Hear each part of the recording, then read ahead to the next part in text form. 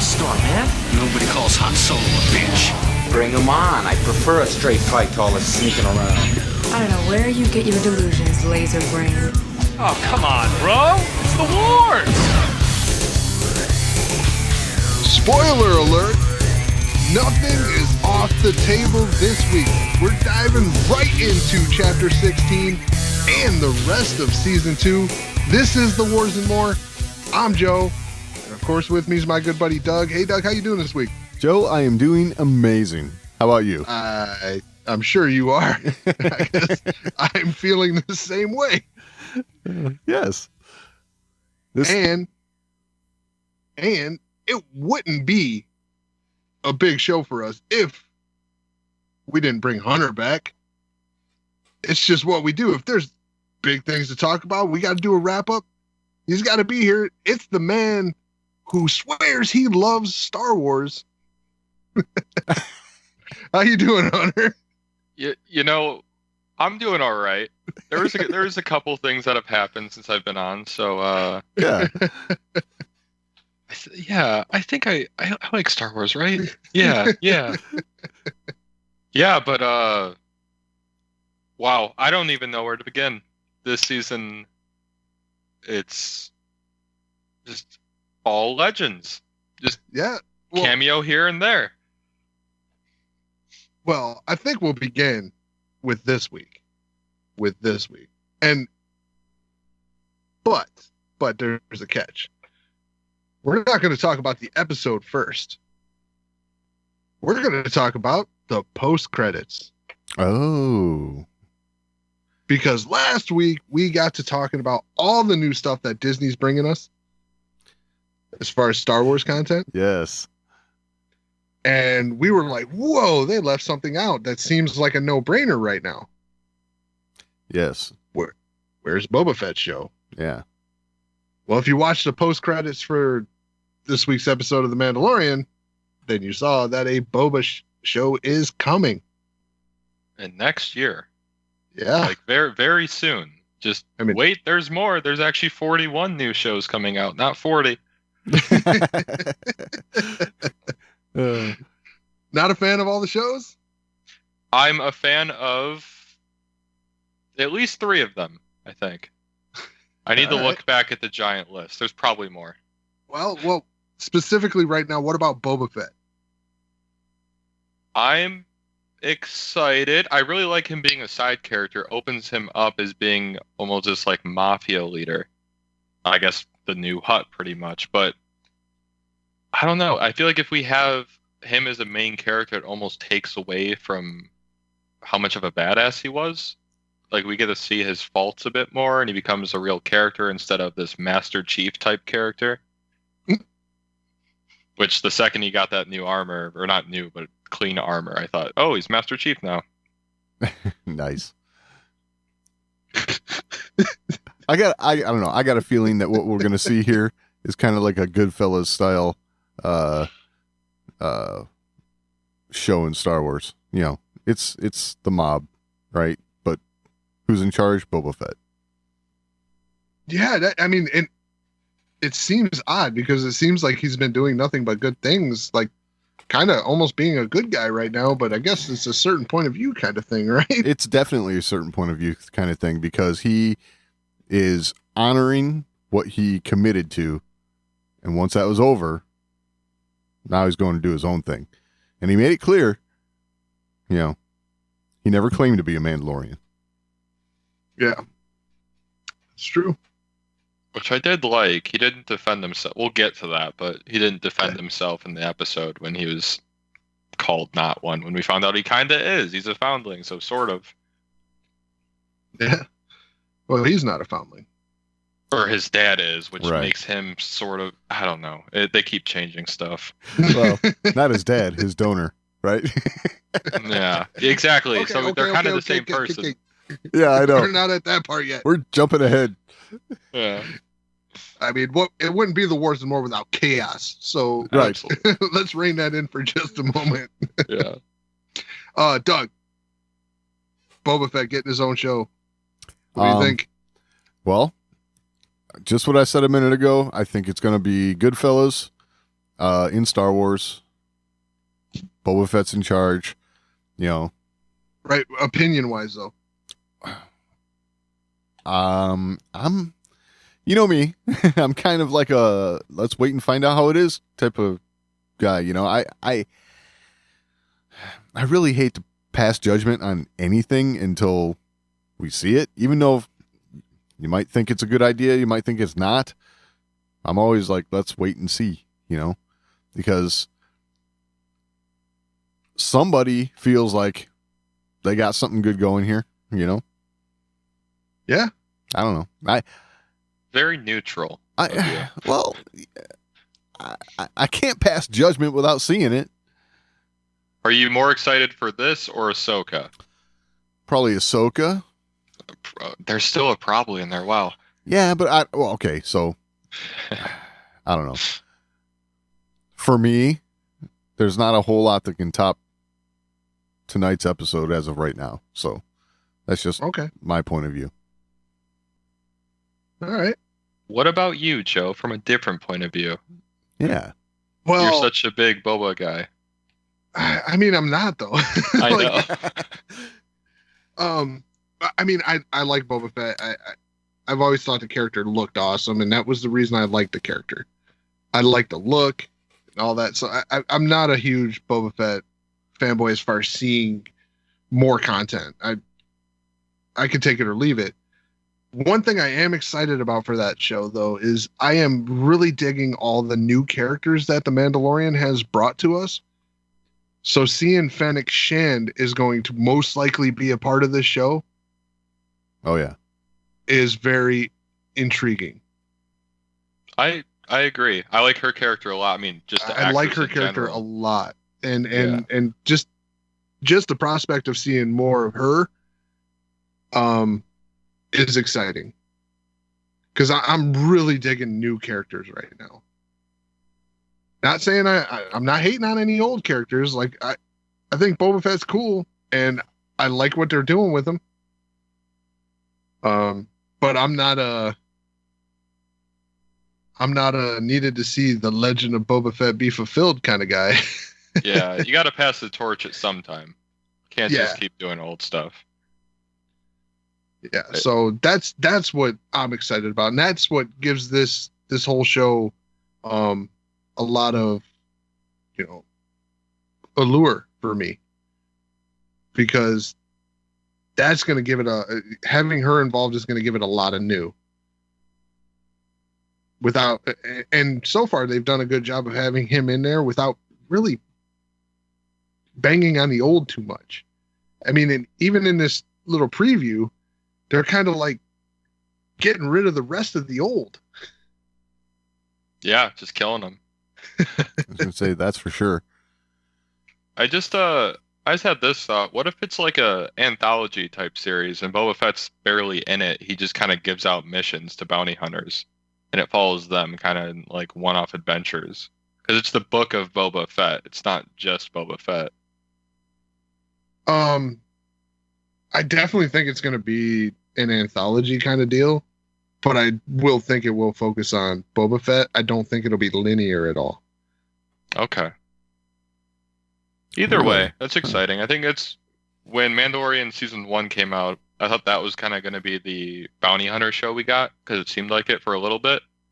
But I think this has more potential to actually be what we wanted. Like all the scum and villainy. You know what's going to happen? Yeah. You're going to hate it, Joe, when you know, they bring in Bosk and then Dengar and, you know. God, is Bosk is he still alive? Like in canon? I don't know. I don't know if he died. But I could definitely, anyone that's alive, they're going to bring in for sure. And if they're dead, they'll probably still bring him in. Just to kill him. Yeah, exactly.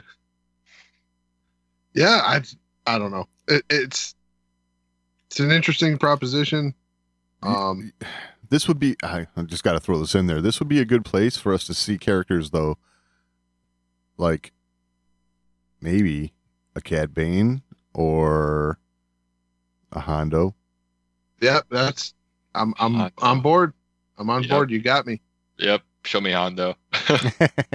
Give me Hondo. And you're absolutely right. This would be the perfect place to bring in, like Hunter said, Scum.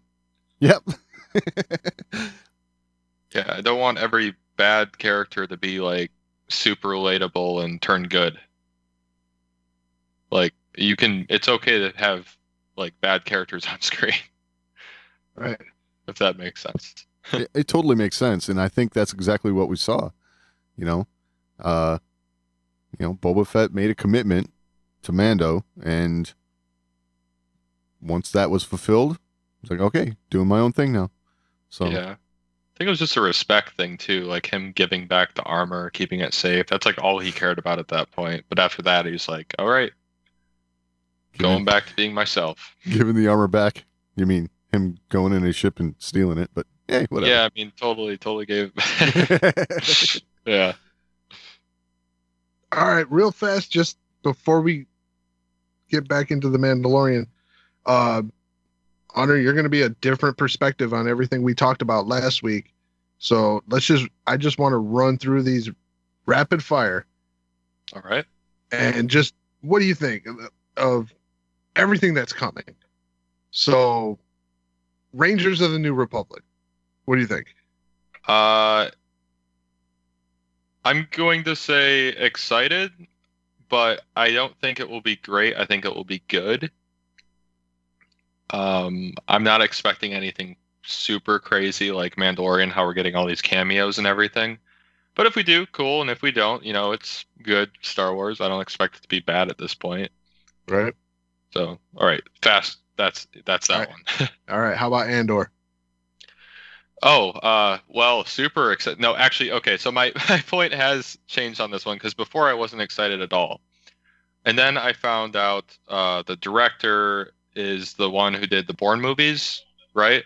Mm-hmm. It's supposed to be like a spy type deal. And I'm like, okay, that could be actually interesting. They could go that route.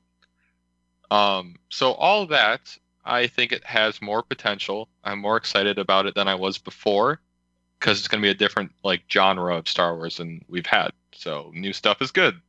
Yeah. All right. Better than I had for sure. Obi-Wan Kenobi.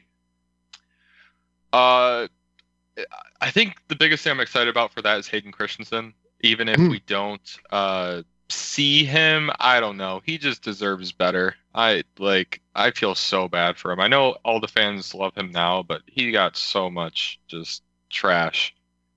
But excited, kind of confused what they're doing with it because I don't know. They're saying some pretty wild stuff. So I think I'm the most cautious about that one. Yeah, I think that's good though, right? A little bit of confusion, a little bit of I don't want to not know sure what they're going to do. That's interesting. If we see what they're doing coming down Broadway, then it's just not as fun. Yeah, I'm cautious about it, but I'm excited to be cautious. Like it's kind of nice to have a wild card in there.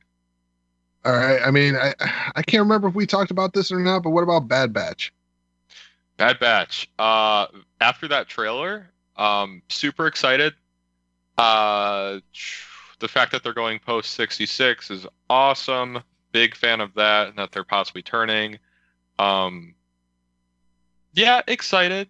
I'm still not expecting too much. The fact that it's animated hurts a little bit compared to all the other shows, like excitement wise. Okay. But excited. Really excited. Me. Like it the Clone Wars killed that whole like animation tentativeness for me. I know what you mean, but like maybe that's a bad example. I'm thinking like, were you more excited for Clone Wars season 7 or Mandalorian releasing? Clone Wars season 7. I mean, see, that's a bad thing. Clone Wars season 7 is amazing, but like, it's because of all the different things. That's hard. That's hard. I'm excited for it. It's lower on my list though of excitement. But if you were to compare Clone Wars season, say the beginning of Clone Wars when the Clone Wars movie came out compared to the Mandalorian, I was absolutely more excited for the Mandalorian. But Clone Wars changed that whole landscape. Yeah, I So, think to be fair it being though, animation blurred the lines, you know. it did. I'm a huge anime guy too, so it's not like I'm dogging on animation. Right. Just I don't know. When we talk about season 7 Clone Wars, we're mostly talking about the Siege of Mandalore. Right. Because we got to remember there were those kind of crappy middle Ahsoka sister episodes that didn't do anything. We just kind of forget about it and like, oh, Siege of Mandalore, incredible. But And yes, and we also had the Bad Batch. yes, Yeah. we did, which was just kind of fun, kill everything episodes. Right. Just fun, you know? Rambo, Star Wars, Yes. Yeah, exactly. headband and everything. So, what about Rogue Squadron? The fact that it's going to be an actual film has me a little bit worried. I feel like if they're actually trying to do like a new group of like Rogue Squadron, they're going to need a lot more time than a film can bring to actually have characters we care about. That was kind of the problem with the sequel trilogy. We didn't care about the characters as much, so a little worried about that one. But maybe they learned their lesson, hopefully. I mean, they did a pretty good job in Rogue One, but then just bombed in the sequel trilogy. So, All right. Yeah. The Acolyte. This is probably my number 2 after my obvious number 1. It's in a timeline we haven't seen. I'm excited. Acolyte. The first thing I think is Sith Acolyte. Yep. Could be a younger Palpatine. I don't know if it's gonna be Sheev or if they're gonna go further back. A thought I had possibly is that Couldn't they're be gonna Palpatine. Hmm? I don't think it could be Palpatine, unless the High Republic's literally running up to, 20 years before Episode 1. Like that's what I mean. I don't know like when is it gonna be Plagueis? Like what there's a lot, but idea I had that I liked is that it could be the canonizing, that's not a word, but you know what I mean, of Zana, Bane's apprentice, in introducing that aspect and how the rule of 2 was created and seeing it through Zana's eyes could be interesting. That's my hope. Or it could be like the Night Sisters. I don't know. There's a lot. I'm excited. It's dark side stuff. It's Force stuff. I'm in. Yeah, that's the way I looked at it. It's like, oh, it's dark side stuff. It's even the it's in an era we don't know. I like it. Yeah, it was all like red and black colors too, I believe, on the like just the word acolyte. Yeah. I remember exactly. So it just very big dark side. And then Ahsoka. Most excited about Star Wars I have been since Rebels season 4, maybe. Probably. All right. Yeah. It's going to be the greatest thing we've ever gotten. Wow. Ooh, that's bold. That's a bold statement. That's bold. That's a huge, bold statement that I'm not super confident on. But it has so much potential. Way to talk yourself off the ledge. I know. I gotta, I don't want to, a year later, whenever it comes out, just kind of be like, ooh. But, so, have you liked Ahsoka's portrayal so far in live action? Needs some work. But for a first episode, and I feel like they were kind of forced to make Ahsoka seem a lot more mystic than she actually is. Yeah. So they had to dull down her personality a bit, which I didn't care for as much. But I think with time, like Rosario Dawson can do it. Like I see her definitely being able to do it. Just give her like a couple episodes and she's good. Just to get all the mannerisms down. I mean, Ahsoka is becoming one of the most beloved characters in Star Wars. And it's no surprise that the transition to live action needed a little bit of what would be called like a dry run, right? So putting her in another show, kind of seeing how the reaction is and tweaking from there. And just them being able to see that final product on the other side and learning where to go, I think was necessary. And I'm with you. I think this is the highlight of what's coming. Yeah, I think any film that they would have announced, like the Taika Waititi film that's going on, I don't know. Did I say that name right? Maybe. Taika Waititi. Yeah, Taika Waititi. Yeah, that film, like, exciting, interested, but like this trumps everything. I think, like, anything they could have announced, even the Luke Skywalker show. I think this is better because it's going to be her exploring the unknown regions, like stuff we haven't seen. Are we going to see the Chiss Ascendancy? Hopefully, that's my hope. Are we going to see the Grisk? Like, I'm all in. All in. Yeah, I think that's the other thing that really, really draws me in right there. She's searching for Thrawn. Yeah, my two favorite characters. Yeah. We're going to take Star Ahsoka Wars. and Thrawn. Yeah. And then you Take my throw money. Ezra too, like, in Like, Sabine. I feel like they're making a mistake by not having that in theaters, because I mean, I will gladly give you my money in theaters for something like that. I'm glad it's a TV show just because we get more of it. We're gonna get like 8 hours of, well, maybe not because they've been doing these 30-minute episodes, which is crap. But hopefully we get like longer episodes. We're gonna get more than an actual like movie would be. You know, we'll get it. I think the timing of these episodes has actually been, yeah, sometimes I'm like, wow, that was it. But I'm like, well, I'm glad they didn't put a ton of filler in there just to make a 45-minute episode. You know, like, if it takes 30 minutes to tell the story, then tell it in 30 minutes. And if it takes 45 minutes, tell it in 45 minutes. If it takes an hour, tell it in an hour. Tell the story you need to tell. That's what I think they're doing. Yeah. And I think the show's actually benefited from that. I think, yeah, okay, you're disappointed that it was short this week, but I think they got the point across better.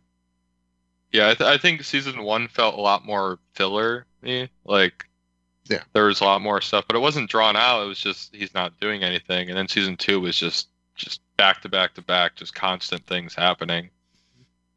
I don't know. I just want more Star Wars. Right. So we talked about Taika Waititi a little bit. I gotta say, you guys seen anything of what he's done on Twitter lately? No. I have not. Okay, so Star Wars, the official Star Wars Twitter, tweeted out that a brand new Star Wars feature with acclaimed filmmaker Taika Waititi is in development. Get ready for an unforgettable ride. Well, he quoted that tweet and commented, "What? As a longtime fan of Star Wars, I'm so angry about what I'm about to do to ruin it."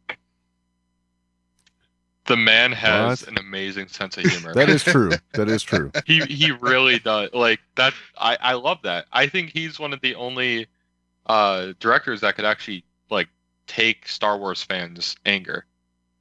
Like how people just destroyed Rian Johnson or 50-50 on him. Same with JJ and everything. Like he'll just make a joke out of it, and he's gonna make a great movie. Like with what he did right here, like, how do you even attack him after this? You don't. Like, he told you what he was going to do. He's self-aware. He knows. I love it. I think that's awesome. Yeah, I thought that was fantastic. And I had to bring it up because, you know, watching the gallery and seeing the way he is, it's just his sense of humor is fantastic. He's a good fit for this franchise. I almost wish he did the Solo movie.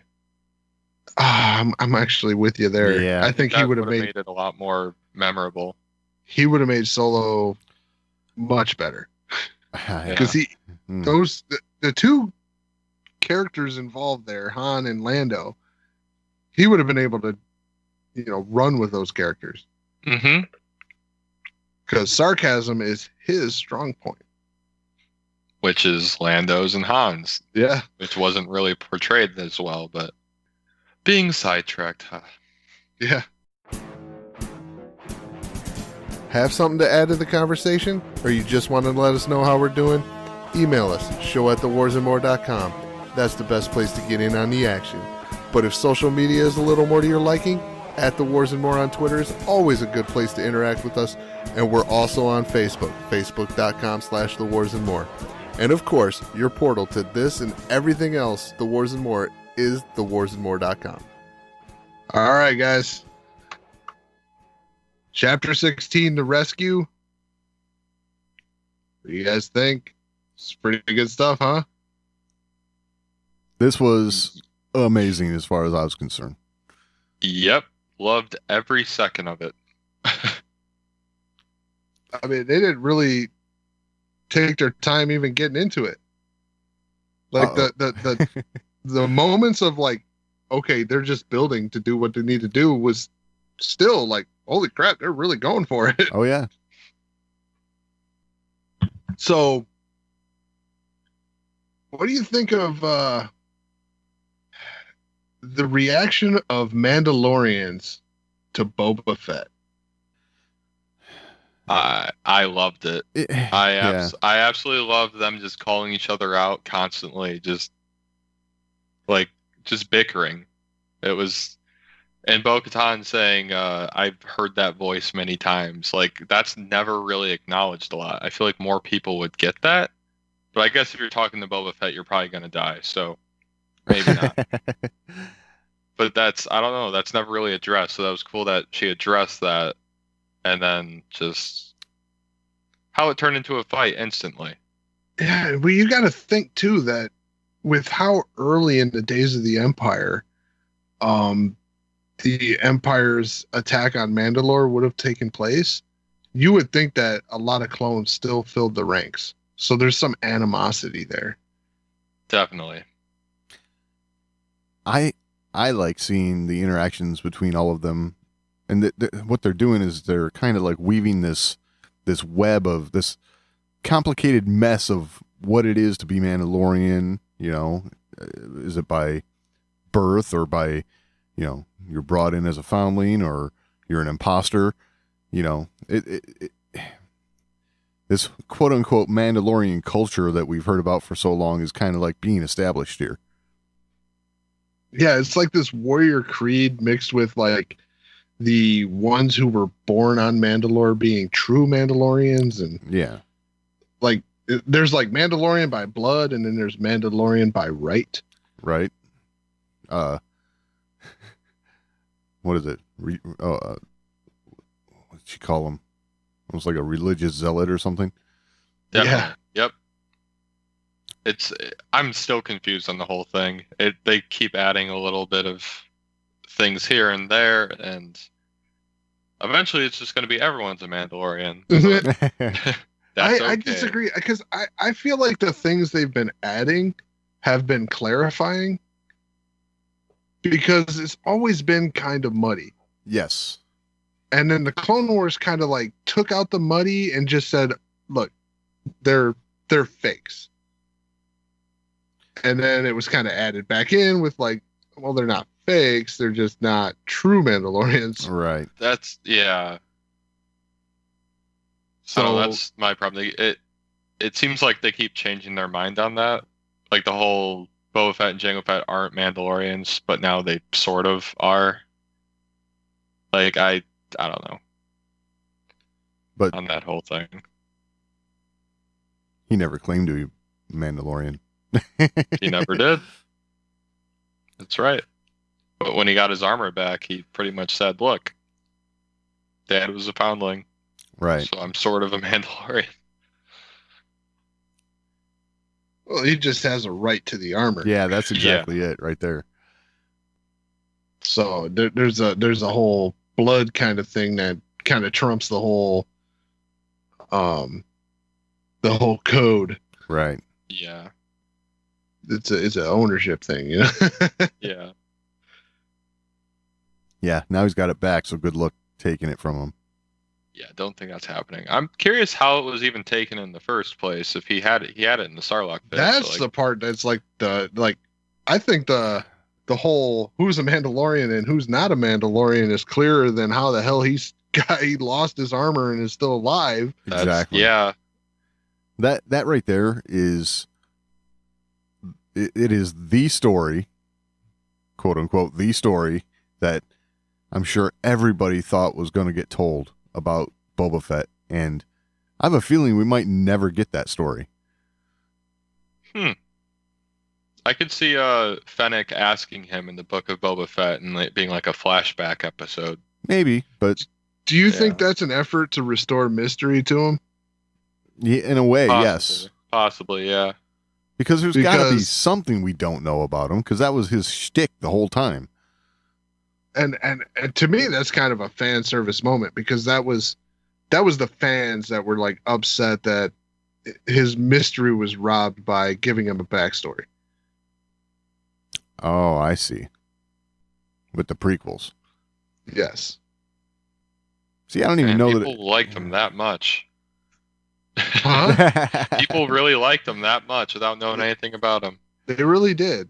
Oh, It is true. I mean, Just reference the EU if you need to know if people liked him that much. Like, Yeah. fair point. but so I have a feeling we Go ahead. probably will never get that story complete. You know, I'm with you. I don't think it'll ever happen. I think that is the goal there. There has to be, and honestly, there is some credence to that. Having some mystery to that character does make that character more, attractive in storytelling. absolutely. Because you're like, are they going to tell it this week? Are they going to tell it this week? Always So- And you never want get more. it, but you're looking for it. But you don't want to Yeah. know it. Right. Yeah, it's a weird comparison, but it kind of makes sense. Jack Sparrow Yeah. and the whole how he escaped the island and how no one knew how he actually did it, but there was all these tales about it. Then you find out it was actually something not impressive. I think it could be the same thing like Boba Fett. Like he was rescued by this random person, but all these tales are like he destroyed the Sarlacc and ate his way out and all that stuff. I would actually dig some background stories like that. Like, from background character, from other characters kind of Yeah. telling this tale on how he's alive. That would be cool. That could also be the book of Boba Fett. Just a whole bunch of different stories of like what he's done. Right. I mean, Wives' since tales. they've let it out that they're not going to leave any mystery for Din Djarin, like, Yeah. it's like, yes, there was a lot of this, we're going to get that kind of feeling we had about Boba Fett back with that, man with no face, no name, and then we got a name. It's like, okay. And then we saw his face, and then we saw it again and again and again. Yeah, once he did it the first time, we knew it was gonna happen more and more. Because I don't understand the media either, like with all this, like, oh, he was gonna quit because they weren't showing his face enough. Really? Yeah. was that was the thing. That was a thing. Oh yeah. That was a Like thing. Pedro Pascal was like, I'm gonna quit. Yeah, that was, it was all some of the rumor. reporting was he was unhappy and had to go to Kathleen Kennedy directly. That I don't I don't know. know if how true that is. Yeah, I haven't. Oh seen no, anything I else. think it's absolute BS at this point, Yeah, that seems a little weird. because you- when you those saw- stories were popping up, this was already wrapped. Right. Yeah, and all I see from him is just loving the character and like loving the fans and everything. And I don't know. I always see his Twitter. And he's always excited about the Mandalorian. And in all honesty, this week was the one week where I'm like, yeah, I'm okay with him taking his helmet off. Absolutely. 100%. We don't know if that's the last time he's going to see Grogu in the show. Like I hope that not. was like, yeah, I forgive this one. They're not off the hook for the other ones. I do think he's coming around to the idea of you don't need to have the helmet on at all times. Just seeing so many other Mandalorians, like once he goes to Mandalore and everyone's taking it off, it's kind of like, okay, yep, I was part of this weird cult. Yeah, but the thing I liked, and it was from season 1, and I believe it was the Sanctuary, I believe was the episode. Or wait, was that one of the not the episodes? I'm not sure. Yeah, I think that one was just called Sanctuary. It was one of the two not the episodes. Oh yeah. Chapter 4. Oh, Is that's it from just the Sanctuary? cartoon episode. Yep. But he took his helmet off, but you never saw his face. He was looking out a window and he took his helmet off and set it down. You saw the helmet get set down and you never saw his face. Yeah. I would have been cool with tons more of that. Like, just tease us with it. Like, oh, there's his helmet. What the hell does he look like? Yeah. Master Chief again. It's the same thing they do. It's just a mystery because you can imagine yourself as him.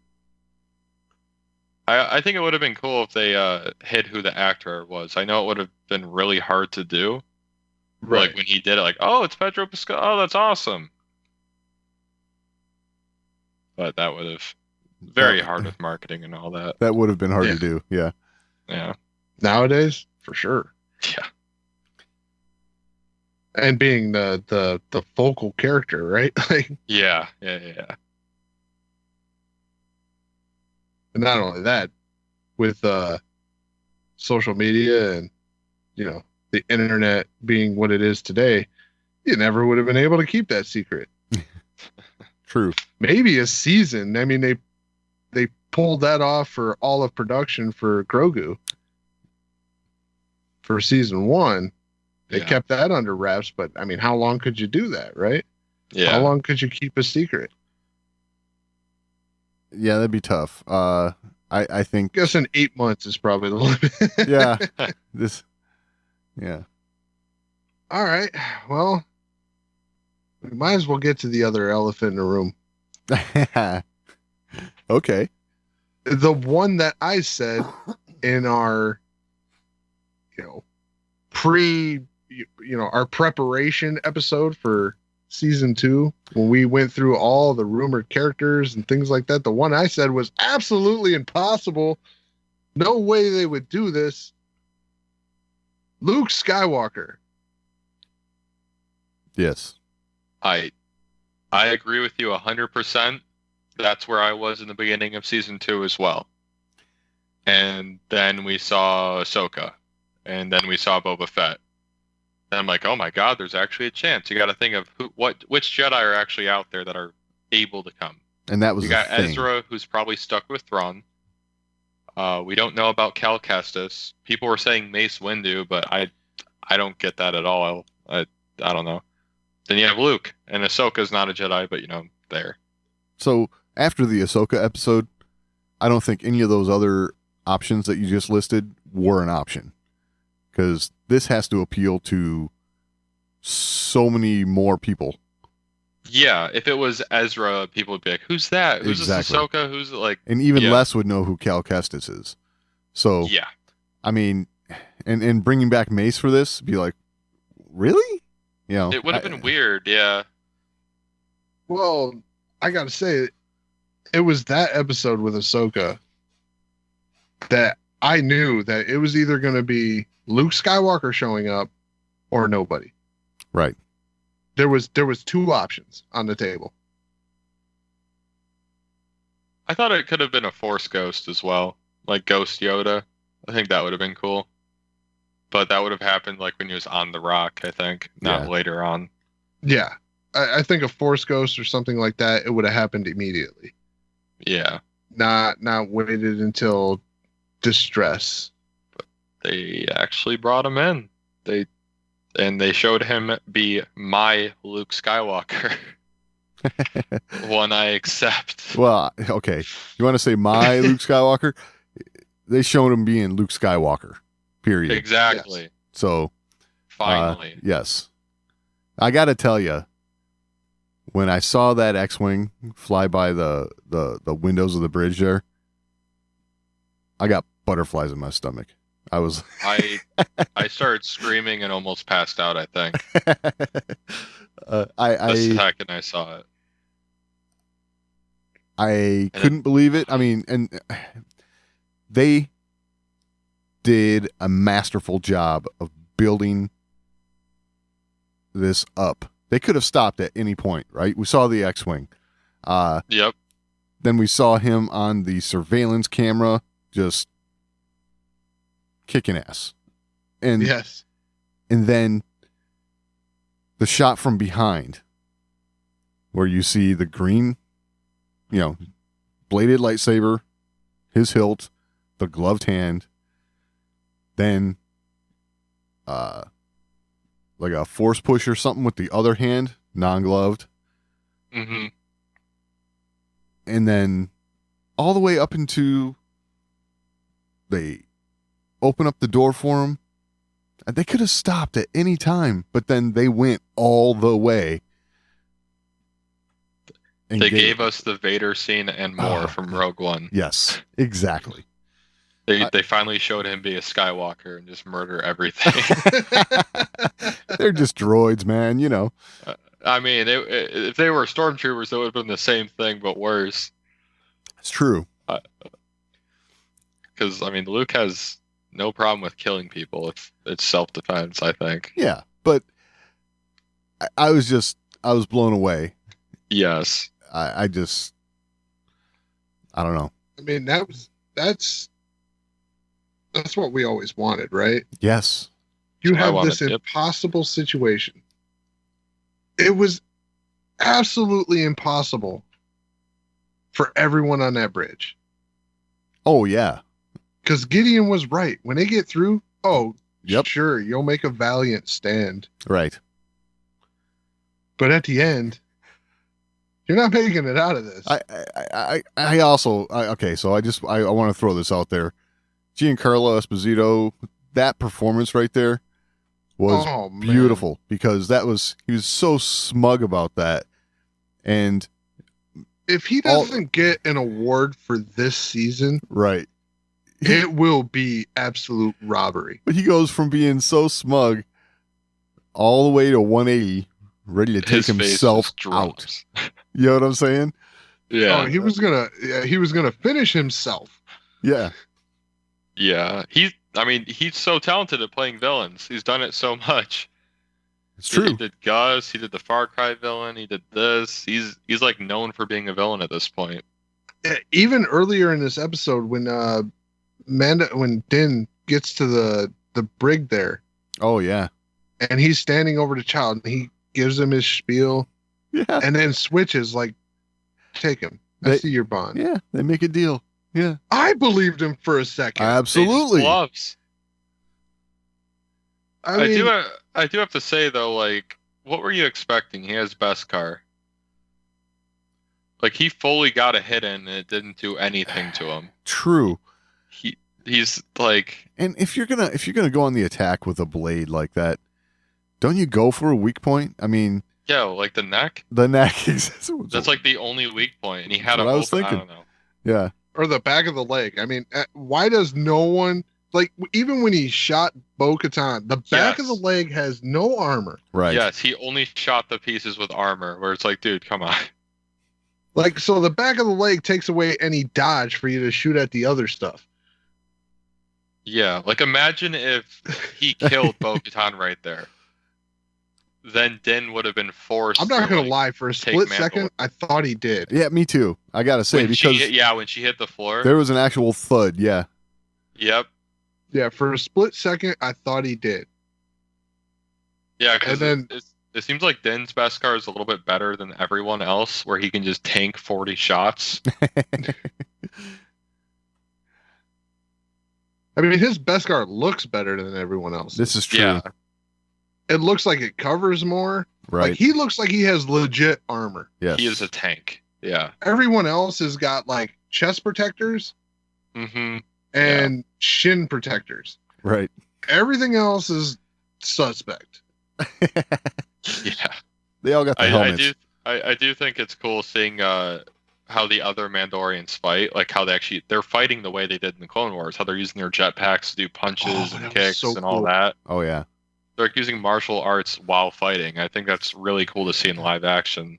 I know it kind of went like a little under the radar because of everything else in this episode, but just I really enjoyed them using their jetpacks like that because it was So, it's like Siege of Mandalore. So the character is Casca Reeves, right? Yeah. Played by Sasha Banks. Yes. Yes, the Well, WWE right. Mercedes Varnado. hmm Right. So, character of many names. Yes. But best known as Sasha Banks. Right. Yeah. when she had Boba Fett in that headlock and used the jetpack off that Yep. like that beam, Right. that was just awesome. Like that choreography is just fantastic. Yeah. It looked so seamless. I mean, that whole sequence, really. I mean, even when they both went to the flamethrowers on each other, like all that was like, yes. Yes, it was Yeah. pretty good. When they said the Mandalorian in the title, this is the kind of stuff we were thinking we were going to get. Absolutely. Definitely. We might actually get it in season 3 with the whole Mandalore stuff. And Right. when her and Bo-Katan, split from them on that bridge upon his cruiser, and it was just Cara Dune and Fennec Shand on the bridge there, Oh, yeah. and the troopers came up behind him, drop your weapons, and then they showed up Nope. shooting like Mandalorians. Like, I was like, yes, Yes, that was good. Yeah. this is amazing. This is masterful. Yeah. I think their adaptation to live action has been perfect. Like I wish Ahsoka's was that good, but like I'm glad that theirs is that good. It's them. It's like you're watching Clone Wars. There's no difference in their characters at all. Well, I think Ahsoka gets a little additional critique. You know what I mean? Yeah. Well, We yeah. give Ahsoka more critique than we're giving Bo-Katan, and I mean, also the voice actress for Bo-Katan is playing Bo-Katan. It's not Yes. Ashley Eckstein playing Ahsoka, which a lot of people have a problem with because the voice and everything. I don't really have a problem with her not physically playing Ahsoka. I really wish she was voicing Ahsoka. Yes. Yeah, I agree. I miss agree. her I mean, voice. she voiced Ahsoka before and after this in the timeline. Yeah, yeah, So, yeah, that's dicey for me right there. But it's Hollywood. It's what they got to do for one reason or another. We don't know the circumstances, right? yeah, Right. definitely. It's just weird that they got the actress for Bo-Katan, who surprisingly looks very similar to Bo-Katan. That actually happened a lot in the Clone Wars. Yep. There are a lot of characters that look like the people who voice them. Yeah, they modeled them Oh. actually after the voice actor to some degree. I mean, and Oh. it goes into Rebels and things like that. There's features in Rebels that, like you look at Kanan, there's features that look like Freddie Prinze Jr. Right. They did model these characters a little bit after their voice actors. That's really cool. And it's probably just it probably comes down to facial structure and the way they deliver lines and when you see it portrayed. Yeah, that makes sense. I'm sure there's some science to that, Yeah, to no, make it definitely. more believable, thinking you're looking at the real thing. Because I mean, look at Cal Kestis, right? Yep. I mean, And that's what they did with Star Killer too, with Sam Yep. Witwer. Like it looks just like Sam Witwer. So Mhm. there's probably something to this. A lot of the ones that voiced old characters that they couldn't make those changes. Sure, I guess. Yeah. But and they sold those just fine. But there's obviously something to it. All right, I got a question. To like put us back on topic. Yep. What do we think of the Dark Troopers? I mean, they were done very well. It was a cool nod. I laughed pretty hard when they ragdolled Mando, just flew him across, and he's just like, "Oh, I'm gone," and just pummeled him completely. I couldn't get out of my head though the way they were moving. It reminded me of Zurg from like Toy Story, like Buzz Lightyear and Zurg. Holy crap! Really? Like completely. Like the second I saw him start moving and stuff, I started laughing because I was like, "Wow, it's like Zurg." Wow. And my friends were like, "Oh, you're right. What the?" Yeah, I didn't really think of that until you just said that. But yeah, that Yeah, but they were cool. we saw them be invincible and then immediately destroyed by Luke, so it was kind of hard to like, you know, they're cool. Well, okay. Yeah, I think that was appropriate because Yes. Luke came in an impossible situation for our heroes. Yep. They Yeah. made them indestructible enough to where, okay, 1-on-1, it was a battle. Yes. Yeah. But a group of them, yeah, you're screwed. For Luke, it was like B1 battle droids. Yeah, it was Just saying this decimate. is Luke Skywalker. This Yeah. is where he's at now. They're finally power scaling, right? He's leveled up. Yeah, definitely. This is the Luke that could maybe take down an AT-AT just with his hand, just forcing it. Just Dark Empire. Yeah. Yeah. One of my favorite moments. Yeah, but You it know, was and cool. And you almost have to. I mean, granted, it's not canon anymore, but and I guess it never really was, even under George Lucas. But I mean, you had Starkiller bringing down a Star Destroyer. Yeah. This was force ability, right? Like there were no limits. Yeah, there is none. Size Right. matters not. Like, Yeah. Different do only whatever. in your mind. yeah. At this point, Luke could probably do anything. This is like I don't know if it's in his prime because you're supposed to always get stronger and wiser as you get like older, but physically this is his prime. Yeah, physically it's his prime. I mean, he did force project himself to another planet. Yeah. Which is impressive, but I definitely prefer this. It's a lot more Oh, I'm flashy. with you. I'm with you. But the more they do of this, the more it makes that other stuff acceptable because it's like, okay, now we got that. Yeah. Yeah, exactly. This is what we wanted. This Yeah. right here was, you know, the one critique about the original trilogy that some people have is like the lightsaber battles aren't like they were in the prequels. But this was Luke Skywalker battling with a lightsaber like they did in the prequels. So that was awesome. Yeah. I don't know if this was me looking into things, but when he was fighting, it reminded me a lot of Anakin's fighting style in Episode 3. Like how smooth it was and how he was taking out battle droids while defending. Right.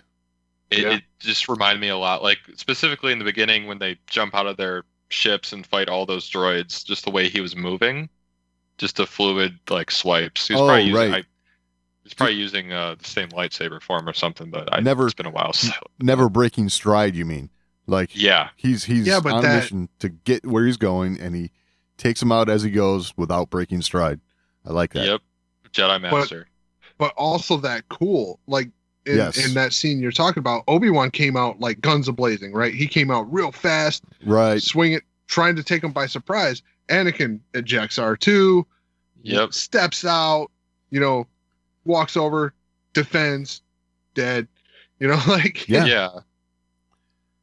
Yeah. it was very much that very methodical, calm.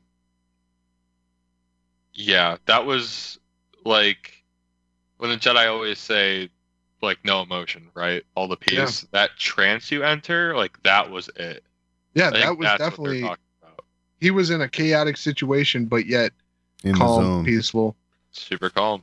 Nothing just mattered. doing what he needed to do. He was just one with the Force and just got to his objective. It was, man, I hope we see more of that. I think we will. I do, because I think if the prequels, or not, sorry, not prequels, the OT was shot now, it would look like that. Yeah, I Like, think so too. We would see that kind of fighting and all of that, which I wish, but I don't wish. I think OT is perfect the way it is. I don't mind the Agreed. lightsaber battles and all that. Okay. Look, I am probably the biggest original trilogy fan here. I'm not going to say that it's perfect, but I wouldn't change anything. That's what I mean. by Okay. it. Yeah. I don't. I think it'd be weird seeing Luke and Vader fight and it look like Obi-Wan versus Anakin. Like be that Right. crazy, and it wouldn't be because Vader's very slow, but you know what I mean, where it's all flashy. Right. I think a big part of it is they're just clashing with the Force. It's more of that than moves. Right. There's just as much of a mental game going on as there was a physical lightsaber battle. Yeah. Yeah, I like that. And you know, I think I would back Hunter up on that. Like, the prequels are perfect the way they are because they're perfect for when they were shot. Yeah. You know, in the 70s and 80s, that's what you had. And it doesn't need to change. No. So you can build on it in the future and be like, yeah, that was a possibility, but it wasn't a necessity for the moment. Yeah, it's like that YouTube video that came out of Ben fighting Darth Vader. How they made it super modern. It was kind of like, this is cool, but I'm kind of glad we got the old wizard like standoff. Yes. Like, it makes it more emotional than them doing flashy stuff, I think. Well, I like to think that they could have had that flashy battle. You know, Maybe we'll see it in Kenobi. But the important thing right there was the dialogue, was the moment. Absolutely. Definitely. They were there to speak to each other. Yeah, the battle was over. Yeah. They knew it was going to happen. It didn't matter what they did. Yeah. They were there. That moment was for speaking. And much like with Luke, it was a chess match. It wasn't a lightsaber duel. It was a chess match. Vader's trying to turn Luke. Luke's trying to turn Vader. That was a chess match. That wasn't a duel. Right. Those moments were dialogue heavy for a reason. Yes. But it was still nice to see Luke kick ass. Yeah. Yes. We get back to that. Yes. I'm definitely down for the 41st show to be a Luke show. 41st. So, yes, I will throw this out there for myself too. I would love to see them do a Luke Skywalker show now. Even if it's a limited series, something. I understand you're going to have somebody else play him and all that good stuff. That's fine. I'm ready. They could even make an animated show. I wouldn't have a problem with that. I wouldn't either, honestly. Because then they could show whatever and not have to worry about either doing crazy CGI budget or replacing the actor and getting hate for it. The only thing about that, though, is that with the volume technology they're using for shooting, doing live action stuff has just gotten so much easier that I think I really hesitate to say easier, but they can do higher quality stuff faster.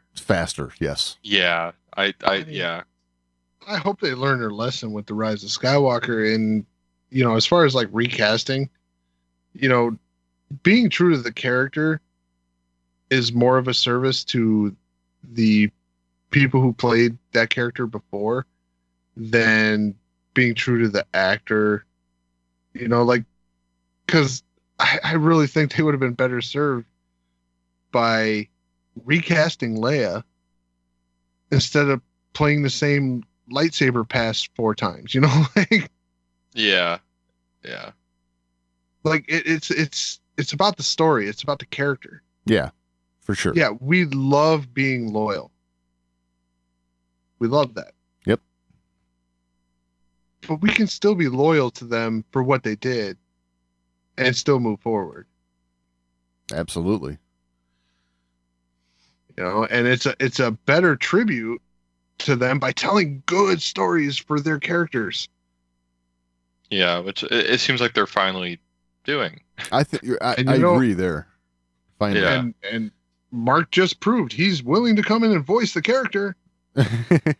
Yeah, he's down. I think he prefers voice acting at this point. Even though he said he quit. Never. Yeah.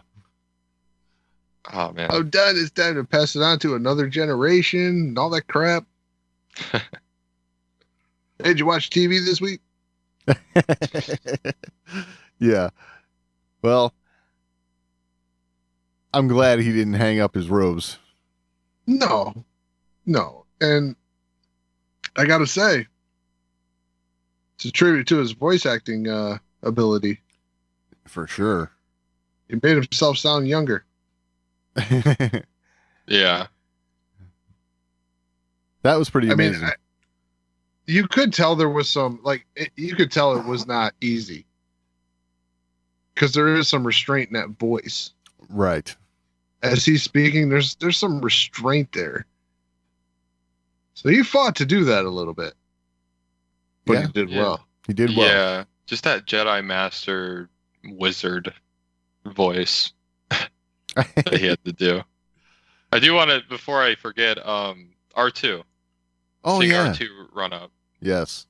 And seeing him look at Grogu and just slowly like examine him and then just get super excited. I thought that was just awesome to see. He's just thinking he's Yoda. Like, that I don't know. It was that very right there human. was that scene could have been taken out of A New Hope. You know what I'm saying? The way it was set up, staged, and executed, it was pretty cool. I don't know. Yeah. Yeah, I mean that's the way to sell everything, right? You bring R2 in and just make sure that looks really, really good. Yeah. And it did. It looked really good. It did look good. Yep. Really good. I mean, there was no mistaking that was R2D2. Right. And you're right. It could have been, you could have used that footage in A New Hope and you wouldn't have known the difference. Exactly. They nailed that. It was spectacular. And who was upset about seeing R2 ever, right? Yeah. Right. Man. Does that keep the R2D2 streak alive of being in everything? Oh, I think it does. Was he in Rogue One or not Rogue One? Actually, yeah. Was he in? He was in Rogue One. Yeah, he was in the end. Yeah. Solo. Not sure about that one. I feel like that one doesn't count. I don't hate the movie. It seems like such an off adventure. Right. Man, one thing is clear though. After seeing this Luke, I really want Ahsoka and Luke to team up, not know who each other are, and Ahsoka be like, man, something about this guy's familiar. Like the way they're fighting together. And then ask the name and say, Luke Skywalker, Jedi Master. And then Ahsoka, just the look on her face when she realizes who he is. I need to see that. So something like that could definitely happen. I think it, in a similar fashion as what we saw tonight. Okay. Mm-hmm. I don't want to say that would be going too far or being too much, but it would, I don't know. I would almost rather see a Luke Skywalker series and let Ahsoka kind of do her own thing. Yeah, do her own thing, right? I mean, that's fine. I just feel like they have to meet. Like Ahsoka said, there's not a lot of Jedi out there. Just the fact that Ahsoka is such a Force-sensitive being, I feel like Luke's gonna sense her. And try to recruit her maybe, and Ahsoka's like, nah. I feel like Ahsoka's actively trying to avoid any Jedi. I think so too, because as soon as Luke meets her, he's going to want to try and pull her into the fold. Definitely. And that doesn't happen. We know that. Yeah. I'm curious though, if she's able to like rescue Ezra, what does he do? Does he go to Luke? Is it kind of like how Din like let Grogu go to Luke? It's going to be like Ahsoka letting Ezra go to Luke? Like, I don't know. I think Ezra follows a path similar to Ahsoka's. Yeah, I do too. I mean, we can't have everyone get killed off by Ben Solo. Yeah, I hope.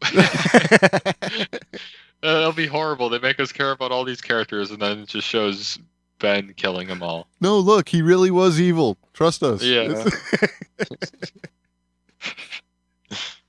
Oh, I mean, I feel like Grogu's got to get out of that, right? Like he can't I think so too, but he can't I fall mean, there because like the whole redemption, it's over now. Like Yeah, you just lost everyone right. yeah. because everyone else is like, oh, really? He killed Han Solo. There's no going back from that. I don't think. And then they're new allowed. fandom's like, yeah, Yeah. but but new fandom, if he kills Grogu, that's it. Yeah, I don't think they're. We allowed all to hate kill him now. Grogu. Yeah, That's like, worse than I don't think killing it's Han. even. I don't think it's even hating Ben. It's gonna be hating Star Wars. yeah. Like a lot of people will just For putting us in stop this it. predicament. Favreau, Yeah. Filoni, how Yeah. could you? We trusted you. Yeah, You were the chosen one. yeah. Exactly. That's how Right. we feel right now. John Favreau and Filoni. Rule of 2. Oh, so they are the Sith. Gotcha. They're playing the long con.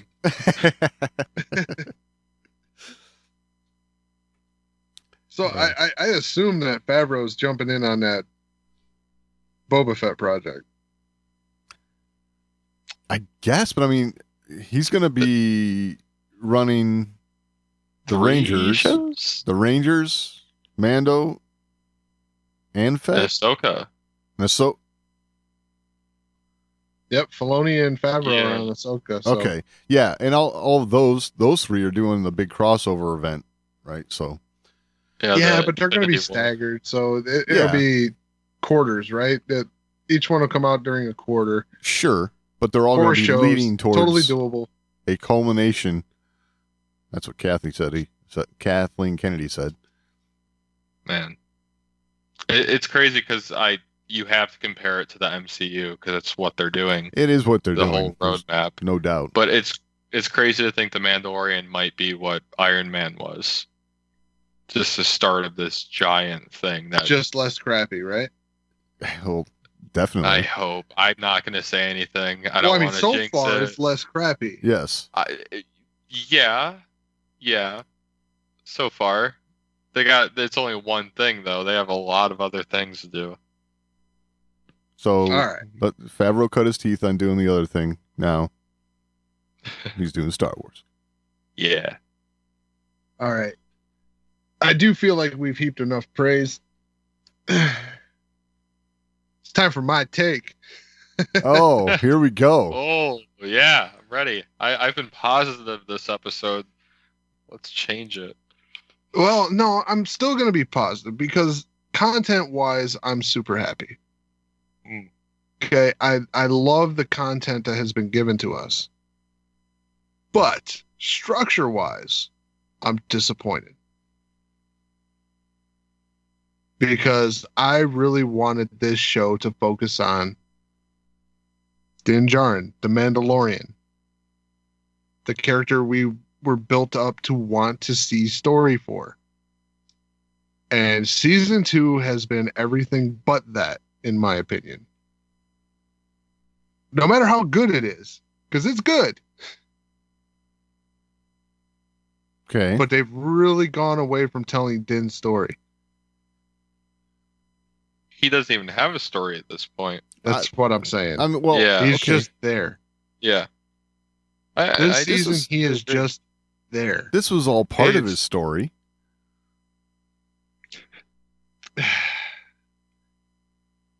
Sure, but it wasn't focused on him at all. And in fact, I don't think this series so far has been focused on him at all. The series to this point has been the story of Grogu, Definitely. as told by all these side characters and the main side character, Din Djarin. Okay. And then season 2, we saw Bo-Katan, Boba Fett,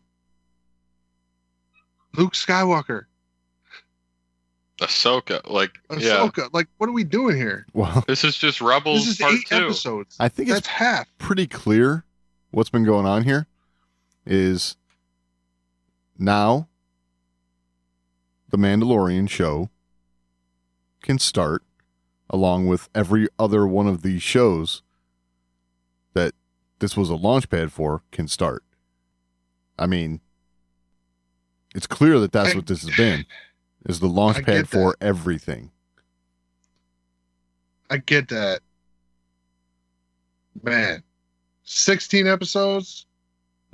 Not And enough. now It's we not can start telling the story? Yeah, it's not like it's a 22 episode a season type deal. The thing is, though, we do know a little bit about The Mandalorian. Right? I know, but we do know that this is Star Wars and this is not Marvel and this is not, you know, This everything else that does this kind of crap. It is now. So that's my complaint. Star Wars doesn't have launching pads for other series for the hell of it. There's no for the hell of it. It's it's to, I mean, you have to introduce these characters to the masses. You know? No, we knew them. We knew them. Not the masses. Well, we did, We but did. the masses didn't. A lot more people watch The Mandalorian than Rebels and Clone Wars. I mean, So if they're before going to get all these What about TV Return shows, of the Jedi? before The Mandalorian, not everybody knew who Bo-Katan was. Now, a lot of people do. Okay. So now, you can go have this story of taking back Mandalore, and of course Bo-Katan's going to be part of it, right? I mean, it just makes sense. I don't know. Yeah, but couldn't you tell that story? I mean, because Bo-Katan's not getting a spinoff. I got Well, a feeling she's gonna she'll be part of the Mandalorian. universe. Right. You can tell that story along with the Mandalorian. Okay. That's a character, like I said, I can. She fits Forgive in the place appearance. with the Mandalorian, with where we see the character going now. He's got Right, the right. dark saber. So That's the one character that you picked out, the one that I could forgive in this whole thing. Because, okay, you have a character, the Mandalorian. Of course, he's going to meet other Mandalorians. And they may work side by side. That makes sense with the story. okay. So But okay. Ahsoka, Luke Skywalker, The Ahsoka thing I can see a little bit just because Bo-Katan and Ahsoka were kind of friends. So that makes sense that Bo-Katan would recommend, like, Ahsoka. That does I mean, make Ahsoka sense. was super important for the Grogu story, not for the Mandalorian story. Exactly. But that story needed to be completed in In 16 episodes, well, sure. I mean, 2 seasons. it took that long. I mean, I understand it took that long. I don't Should it have? Sure. Because I'm not disappointed in it one bit. So I'm not disappointed in the content we got. It sounds like you that's are. the dichotomy of what I got going on here. Because, like, I love what I saw, but I'm missing something. I don't know The how they content could has have been- done. The I don't- content has been fantastic, but Okay. I'm missing something for the character that I was kind of told to invest in by the title. So hmm. this is definitely not what the title is, but is Grogu technically a Mandalorian now? I mean, I mean, Because he's like I guess kind he of a foundling. was. He Like- was, because he's gone now. Right. I was going to say, Yeah. he was in a Planet 2. It's see, that's what I mean. It's weird Mandalorian stuff, but I think the whole That was jumping off the- point they needed to do, and this is the only way they could do it.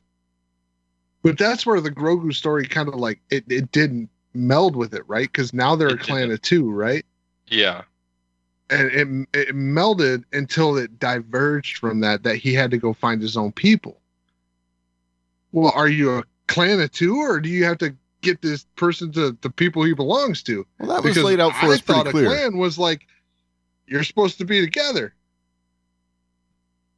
Yeah, but that was laid Yeah. out for us pretty clearly by the armorer. You know, for now, you're a clan of 2. Now go find his people. Give them back. I mean, Did she say for now? I don't think so. But I mean, That's it's what I'm pretty. saying. But it's pretty clear that was going on. I mean, I don't think it was very clear. It was very clear. Just go find your people. I don't know. I do think once all these You are cameos bonded. start You are a happening- clan of two now. Give them away. Yeah, Yes, once all that's these cameos basically what was start said. happening, it seemed less and less about Grogu. I understand that's what that's what was said. I'm just saying it's bullshit. I don't know. I don't have a problem with the way things have been played out here, to be honest about it. I think we have a good foundation for what they're coming out with down the road here. I think we might potentially see characters from this show end up in the Rangers show. Clearly, Ahsoka's going to be in the Ahsoka show, right? Yeah, but I just feel like the way they did it, these 2 seasons should have been named, instead of Star Wars, The Mandalorian, it should have been named Star Wars. We'll figure it out. The jump off. So how would you have done it then, Joe? But yeah. I'd have just told his story. But then how would you start all these other ones? How would you introduce all these other characters?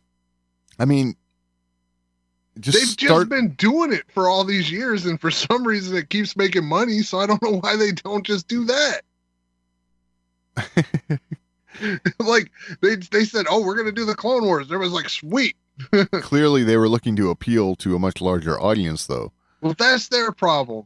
That's Disney. Not mine. I think you just want to complain about something. Yeah, this is usually my thing. Right. Remember, Hunter And the thing hates Star is, Wars. like I said, I'm not even complaining about the content, like, as a whole, because it was good. Everything they did was good for what it was, but it didn't tell the character story that I was supposed to be invested in. I think we're dealing with venue versus content. Like, content was great, venue might have been wrong. Well, I think we have a good foundation for many stories moving forward. And to be honest, I I could see us going to Mandalore next for the Mandalorian, right? For Din. And Bo-Katan and I forget the other Mandalorian's name there. But and everyone's gonna know where we're at. I mean, if you started that show off there, you'd have a whole bunch of explaining to do. So, I got a question. If we needed this to get other people invested in Ahsoka Tano, right? In Bo-Katan, right? Yeah. Why was it an unnamed character that no one ever heard of to get, the masses involved? What was the allure? What was the moment to get them in? Because they didn't go, oh, it's Luke Skywalker, and we're going to use Luke Skywalker to get everybody who knows Luke Skywalker and invested in Ahsoka. It was the Mandalorian. Right.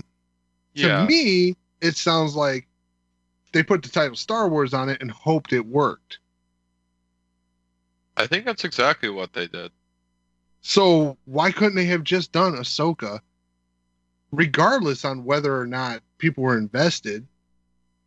As long as they put Star Wars on it, it probably would have worked. Because Jon Favreau wanted to do Mandalorian stuff. And in season 3 he might get to. That's the thing. How He's been long do you doing think it. the Mandalorian's going to go?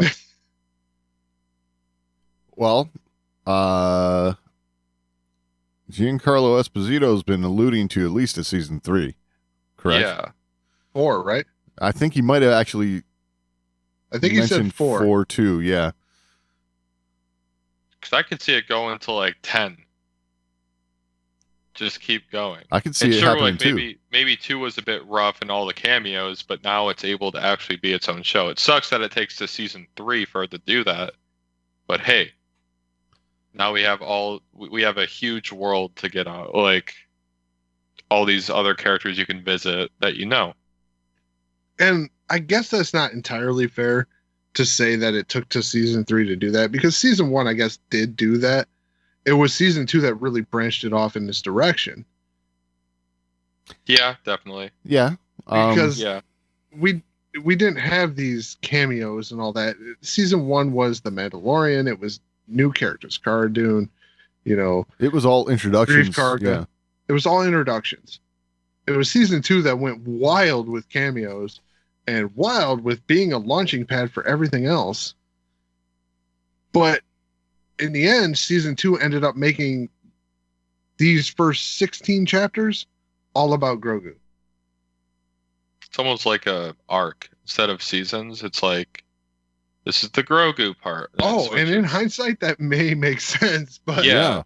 Season 10, where like season 3, 4, and 5 is Mandalore, and then it keeps going. My point is, I'm still waiting for a solid foundation for Din Djarin. I think you'll get it. What's not solid about what we know about him already? I mean, we got a pretty good idea where he came from. Where'd he come from? From that cellar. That random village. Where his parents hid him. Like I thought they were going to do the mystery thing for a minute, but it literally was a minute. So that's out the window. I think so now I just want to know everything about him, because I know what he looks like. I know his name. I might as well know where the hell he comes from. Yeah, I think that might have been the original idea, the whole mask thing, to introduce all these characters, because this is nobody. But through this, you can see all these characters. If they would have kept that up, it might have been a little better. Definitely. Because then I wouldn't give it. Yeah. I get what you're saying. But in the end, like, they're giving me all these characters I care about more. And then not only that, he's not even from Mandalore. Yeah. Right? He's not a pure blood. Yep. So what are we doing here? Even though the stories are great. Like I said, I'm in a real dilemma. Yeah. Well, all I want to know, Joe, is why do you hate Star Wars?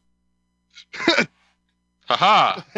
Finally turned around on you. Why do you hate Star Wars, Joe? I think I said I didn't. I think I said I loved everything they've done, except, yeah. Nope, you're in a holdout. Okay. I guess I'll spend the next few weeks of digging my way out of this. Probably not, because I'm probably still going to make the same complaints. Hey. Definitely the best thing on TV, that's for sure. Oh, there ain't no doubt about that. They're making good stuff. Like I said, it's not content that's the problem. I just feel like it's venue that's the problem. I just want to see this stuff cleaner. Yeah, it as an overarching story instead of awesome moments. Yeah. We don't do the Avengers Assemble stuff over here. This is not what we do. We're about to, I'm telling you. Oh, this is totally what we're doing. Yeah, with the Thrawn is Thanos. Yeah, the 3 shows, I think that's happening for sure. And I think that's my problem. He's gonna say Mandalorians assemble, I swear. Oh God. I will put it in stone right now. If he says Mandalorians assemble at any point throughout all of this, I am done. I'm writing it down. Writing that down. Stop. I walk away. Whoa. No more Star Wars. Just gone. No more. I won't even watch it. Wow. Okay. Let's hope he doesn't say that. That's or what let's I'm hope he hoping. does. I'm hoping he don't say that, I was but if he gonna say. does, I'm serious. I'm done. It would be really That's- hard to do this podcast if he says that. Yeah.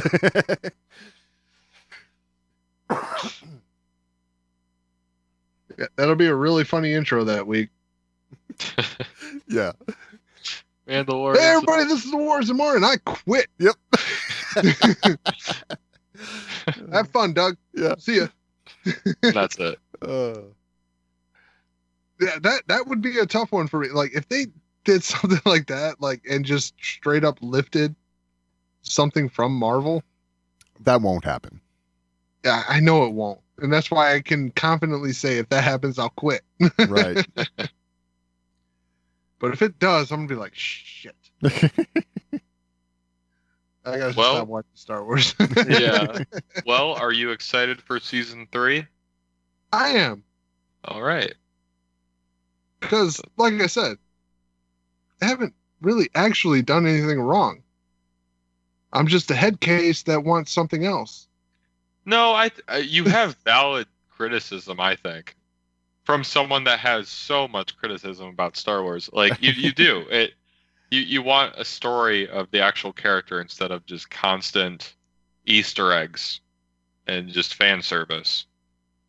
Yeah, I mean, like, so when I read Thrawn, right? The title of the book is Thrawn. Oh, but it's actually Eli Vanto. Yeah, if the whole story would have been about Eli Vanto, I'd have lost my mind. It's a lot of it is. There is a lot of it, but Yeah. it was from Thrawn's vantage point in a much stronger way than this is from Mando's vantage point. Yeah, I agree. So Mando has seemed like the goofy side character in this, and it's that gets the crap beat out of him. I don't see how He you can does call that him a a side lot. character. Huh? I don't see how you can call him a side character. Because he's the constant this in the whole season- show. He's Oh been yeah, the he's constant. there. He's the constant. I mean, that's everything is revolving around him. Is it though? I Yes. think he's just kind of there. I feel sometimes. like everything's revolving around Grogu, He wasn't even in last episode. wasn't he? No, he was No, not.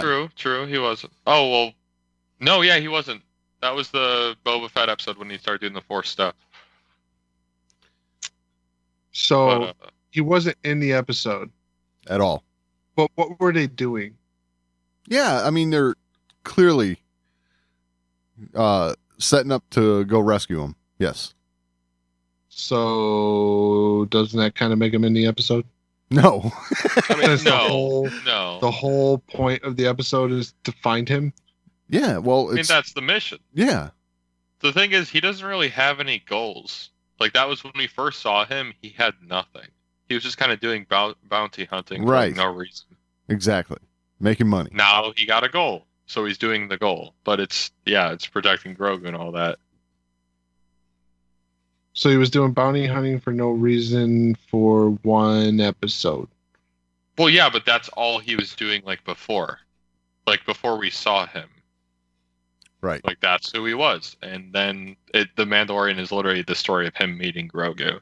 And that changing. Right. He gets goals. But I want to explore this. What's the time we're at here? Okay, I want to explore this just a little bit. So because the character doesn't physically appear, doesn't mean the character is not the focus of the episode. Well, maybe the focus, but you said he's in it. Meaning he shows up I in it. consider That's- that. Okay, so he's not physically in the episode, Right. Yeah, but he's the but focus he's of it. Yeah. in the episode because he is the story. I mean, yeah. But he is Din's mission. It's Din's mission. Yeah, but who the hell is Din? That's my question. He's the guy trying to break out Grogu. Why? Because he was tasked with this, whatever you call it. Connection? I don't... I forget what the armorer called it. It's Bond? he's been tasked to find more of Yeah, that's Grogu's exactly. He kind. was tasked with that. Yeah, sure. It's more than that. It's the first thing he's cared about. Exactly. Besides the Creed. Why? It's what has okay. given Din purpose. You're saying why? Why? The second we saw Baby Yoda, the world fell in love with him. That's it. Imagine hanging out with him all the time. You're gonna form a bond. Yeah, but the world fell in love with road rules when it came out. I don't buy that. Why does this cold-blooded killer fall in love with that character? It's just, I don't know. I feel like a lot of stuff can be dissected like that. That's what I'm saying. I don't like they don't even explore that bond. Like, why is it that way? Why does he feel this way? What makes him tick? 2 seasons. Humanity. I mean, He did have it, and the thing was, like, he reminded him of himself. right. Humanity. Even Like, though the first part of the first episode showed he didn't have that. I mean, do you think Vader has humanity? Well, you can't really compare Din to Vader. I'm just saying, like, he's this cold-blooded guy, and then eventually he's not. Like, it's possible to break through. True. Right. He So- reminded of himself. It made him look at himself and think, huh, what have I become? What am I? Right. And how did I start? So it's an orphan thing, like kind of an Oliver Twist kind of gig. Yeah, that's how I took it. that's what initially allowed Din to identify with Grogu. Yeah, for sure. That was their initial connection. Yeah, and also the whole problem of Din always going alone, always being alone. This is the first time he was kind of forced to be with someone for a prolonged period of time. Because if you look at like the episode, like just Sanctuary, when he brought up, he formed a connection with all those people. He was like hanging out with them, being super friendly with them. I think he's just super antisocial. Like I said, I just feel like this has been the Grogu story, not the story of the Mandalorian. Grogu and friends. That's what we got here. The title led me to believe something different. I think it's time for you to do a rewatch. And I have rewatched all of them. This is why I'm here. Maybe you need to rewatch it. No way. No, I think every point I've made is valid. Yep. I think every point I've made is valid. I think we're all super right. Hey, None of us are wrong. hey, you know what that means? That means this is Star Wars. I think one thing, you think another, and we're going to argue about this till the sun comes up. For years. Yes, it will And be then- years. And then we'll do it again, and then we'll do it again, and then we'll do it. Right? And then if season 3 comes out and it does the same thing 2 did, then I will agree with you. I'll be completely on your side. I really will. If they start doing all this cameo stuff in season 3, then I will. I got a feeling that is over. That Yeah, ship sailed. I At least think- for season 3. Right. I think my assessment there of season 3 starts Din Djarin's story. I think that's true. We just saw I the prologue. disagree because, Exactly. if we did not know who Din Djarin was right now, I would agree with you. But do we we know do. who he is? yeah, he's that kid they found in the cellar. The robot was about to shoot him. I mean, that's it. He's just a Mandalorian. Like, He was He was adopted in by White Cellar. We know Mandalorians. who he is. He's that guy. Right. he doesn't really have Come a on. personality. If they would have left his damn helmet on, I'm with you. Yeah, but they didn't. Because that would be all we got. And it's like, oh, cool. Now we know what this dude looks like. We know what Yeah. his name is. I think he's developing a personality because he was kind Once of you get all that- this stone blood. Like, not. I don't think he was a super killer, but just Yeah. guy. But once you get all that stuff, you get the name and the face and all this Mhm. interaction and this emotion. Yeah, the kid in the cellar, that just doesn't fly anymore. I totally see it as like a prologue. Like, this is just the very beginning. Okay. And then season 3 is when the story starts. We have more of a grasp of what he is, who his connections are, all of that. We got to see his backstory. Not his actual backstory, but the stuff that matters. Maybe we'll see more in season 3. They'll flash back to him being a kid and that, but who knows? Oh, I don't know if that's important right now. Yeah, I'm I not don't sure that think it it- is. I mean, it's important, but it's. Yeah. You know, I think at this point, it is important. I think him interacting with Death Watch is going to be an important thing. Exactly. That Like, is probably going that to be coming more up. important than him as a kid. Yeah. I think that's going to be super interesting to see. But I think after all the removal of the helmet, assigning a name, knowing who we're dealing with is now important. It is. Starting now. I think starting I know. We're not going to get to a point that satisfies you, but I think we need to wait and see what season 3 brings, and then after that, like I think said, we'll have a solid view. though, the whole satisfaction thing, it's a real dichotomy I got going on here because I'm definitely satisfied with what I've seen. Because Because you're like, I got to see Luke Skywalker kill like 50 things. Like, it was incredible. Right. Exactly. It was awesome. But then you're like, man, Mandalorian just sat there. Every single thing I've seen in this show has been awesome, with the exception of telling the story of the character that I was here to see. Just don't understand why you hate Star Wars. Yeah. I'm just happy I didn't rant this time. Wasn't me, finally. See, I set you up. I told everyone you love Star Wars. And I just affirmed it for everyone. You actually love Star Wars. That's right. I do, guys. It's me who hates Star Wars, apparently. Yep. You're the Phantom Menace all along. Yep. Just hiding in plain sight. All right. Well, I think that's a good place to call it a night.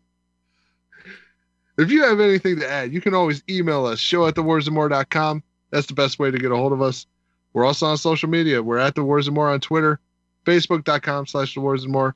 You can find all that and all the ways to find the show over at thewarsandmore.com.